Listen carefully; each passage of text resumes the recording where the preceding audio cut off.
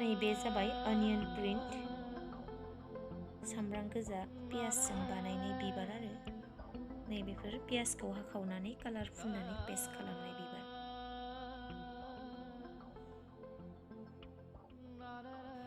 নমস্কাৰ ফ্ৰেণ্ডছ, আশা কৰিছোঁ সকলোৱে ভালে আছে। মই আজি নতুন এটা ভিডিঅ' লৈ আনিছোঁ আপোনালোকৰ কাৰণে। এই ভিডিঅ'টো হ'ল মই মণ্টেছৰী টিচাৰ ট্ৰেইনিং কৰা টাইমত কি আঁকিছিলোঁ, কি ড্ৰয়িং কৰিছিলোঁ, এইবোৰ মই আপোনালোকৰ লগত শ্বেয়াৰ কৰিবলৈ লৈছোঁ। তো বলক চাবলৈ।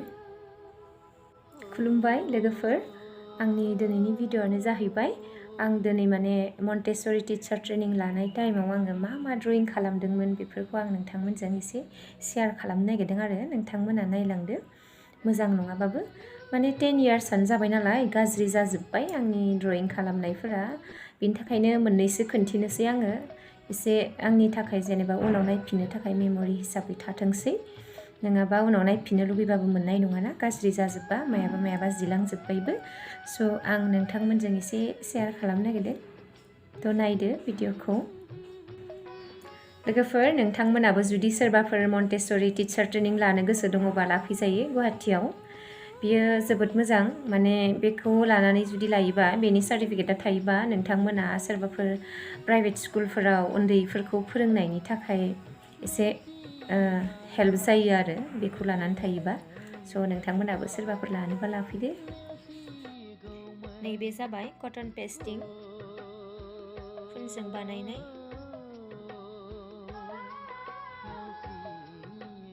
नैबे जाबाय बिन्दि डिजाइन आमब्रेला, फोथाजों बानायनो होनाय साथा। नैबे जाबाय पेन्सिल स्क्राबफोर, पेन्सिलखौ शार्पनार खालामनानै नै बिदि पेस्ट खालामनाय बिबार आरो बियो पेन्सिलनि बिबार। नैबे बाटारफ्लाइयाबो पेन्सिलनि।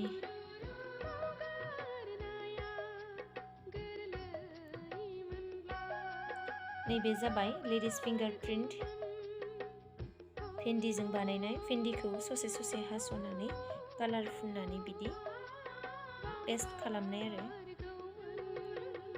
भेन्दिनि बिबार बानायनाय। ओमफ्राय थाम प्रिन्ट, नैबे एन्डआबो माने आखाइजोंनो प्रिन्ट खालामनाय आरो बियो थामजोंनो। नैबेफोर गासैबो थाम प्रिन्ट आरो नै बाटारफ्लाइयाबो, दाउआबो, दंफाङाबो गासैबो थाम प्रिन्ट आरो बियो। बे जाबाय पार्ल्स पेस्टिं, माइरं, सबाय, दालिखौ कालार फुननानै पेस्ट खालामनाय आरो बियो।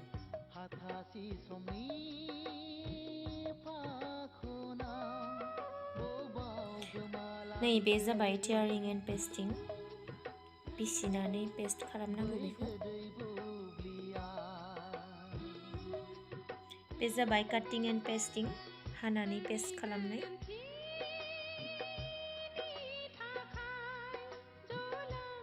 बे जाबाय पेपार फल्डिं, पेपारखौ फल्ड खालामनानै बानायनाय दंफां, लटास आरो नैबे नाव आरो नैबे ना, बे हाजोआबो फल्ड खालामनाय।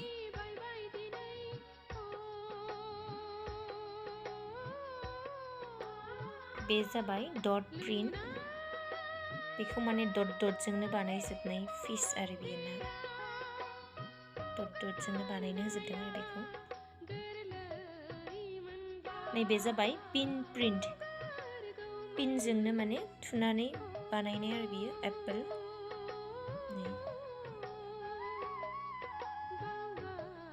नैबे जाबाय ब्रास पेन्टिं, ब्रासजों बानायनाय डियार, मै।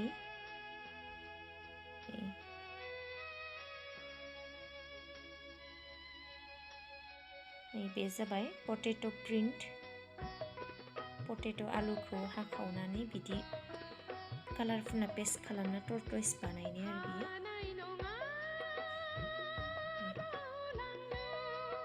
आलुनि टर्टइस। बे जाबाय पाजल, बै न'नि लामाखौ पाजल बानायनो होदों आरो।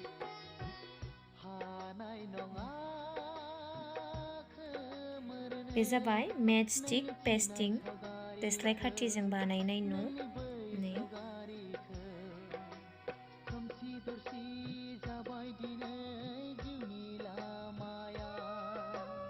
नैबे जाबाय एरेन्जमेन्ट अफ सार्कोल नै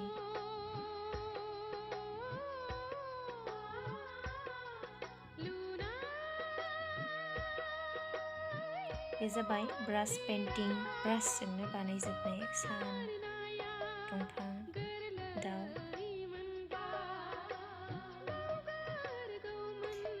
नैबे जाबाय हेन्ड प्रिन्ट आखाइजों बानायनाय जिराफ नै बे फिंगार मोनसे आरो नैबे नै 5 फिंगार बेजोंनो जिराफ जायो आरो नैबे जाबाय लिटिल फिंगार माने गासैखौबो लिटिल फिंगारजोंनो बानायनो होजोबदों आरो बै डट डटआ लिटिल फिंगारजों आसि फिसाजों कालार फुननाय गोजा आरो बियो बेनिफ्राय नै जाबाय बथलजों बानायनाय नै बथल फिसाजों बानायनाय आरो बियो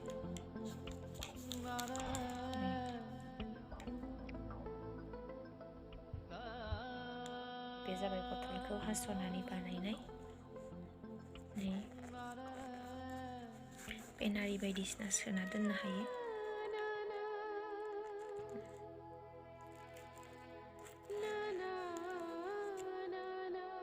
बिदि आरो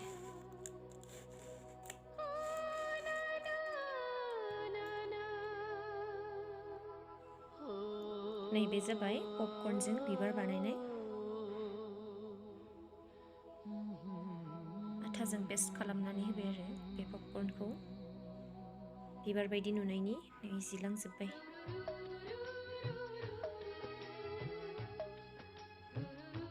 बे जाबाय स्ट'रिज बिदि आखिनानै स्ट'रि लिरनो होदोंमोन आरो बेबो स्ट'रि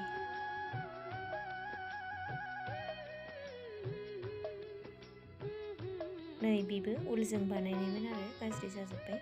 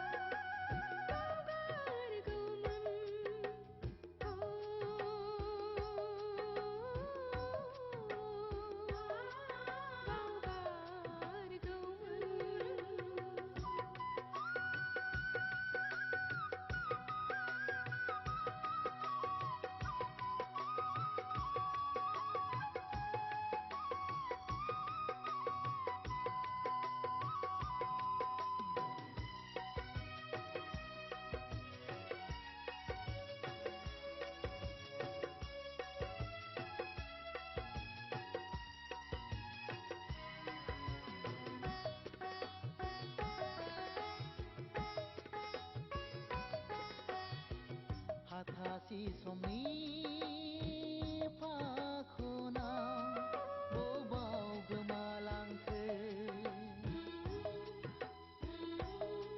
बै गोदै बुब्लिया सोरनि गोरोन्थिनि थाखाय जलांखौ अननायनि गोथार दौलेङा खोमसि दरसि जाबाय दिनै